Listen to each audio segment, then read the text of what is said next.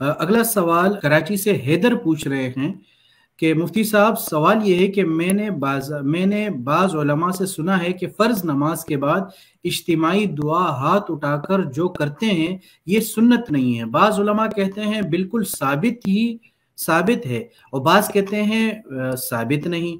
बहुत कन्फ्यूजन है, सही क्या है तफसीलन बता दीजिए, अफजल क्या है, मुझे क्या करना चाहिए, रहनुमाई फरमा दें।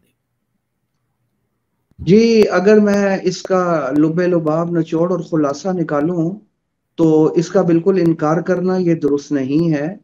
ये दुआ साबित है, दुआ मांगी जा सकती है, इस बारे में रिवायतें भी मौजूद हैं।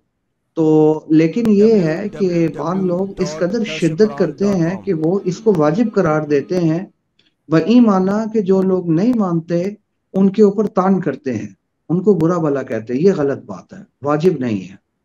अगर आप एक गैर जरूरी चीज को जरूरी कहना शुरू कर देंगे तो ये चीज फिर बिदअत की तरफ निकल जाएगी। ये बात ठीक नहीं है, समझ आई?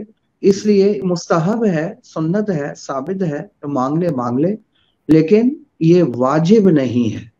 लिहाजा बिल्कुल इनकार करना ये भी ठीक बात नहीं है, और इसके ऊपर बड़ा इसरार करना और इसको वाजिब के दर्जे तक ले जाना ये बात भी दुरुस्त नहीं है। बस एक मुस्तहब अमल है, सुन्नत अमल है, बस इसी दर्जे में इसको रखना चाहिए।